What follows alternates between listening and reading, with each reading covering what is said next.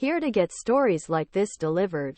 Almost a decade ago, many in Washington were sending each other a version of the same text message while watching 90-minute documentary simply called Mitt Where Was This Mitt Romney on the Run?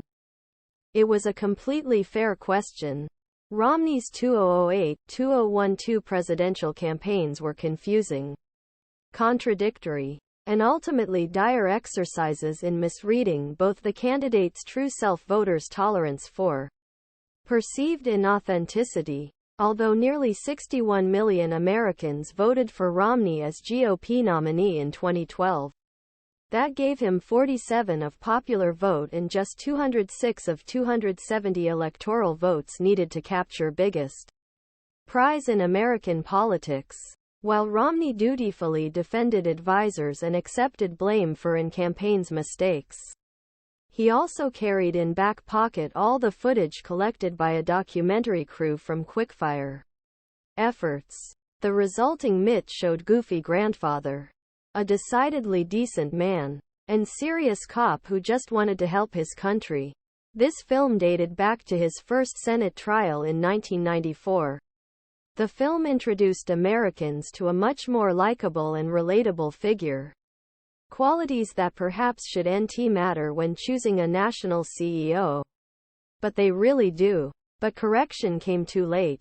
It was created with the understanding between Romney and filmmaker Greg Whiteley that it would never see light of day until after he was either running for president or finishing his presidency. By 2014, this seemed entirely possible. Romney acknowledged his defeat in 2012 and appeared ready to return to private life. After 6 years of trying to get into the White House, Citizen Mitt looked set to achieve the retirement he deserved. Even in his personal life, things continue to move forward, unafraid of what one stumble could do to his legacy. In the film, even Romney acknowledged the toll of being known as a crazy Mormon during his White House bid. Gone, as he put it, was a quixotic question would confuse the public. You won't convince them that Dan Quayle is smarter. Jerry Ford isn't a stumbling block. Oh, you're making a mess of everything. Then something interesting happened. Donald Trump began to rise in the polls and move toward the 2016 candidacy. And Romney didn't like what he saw. He opposed the radicalization of his fellow Republicans and warned early against the path they were taking. Romney would never run after anything again and could reveal his true thoughts. 2 years later, he used his sustained criticism of Trump to win a Senate seat from Utah, becoming the first person since Sam Houston to serve as governor of one state and senator in another.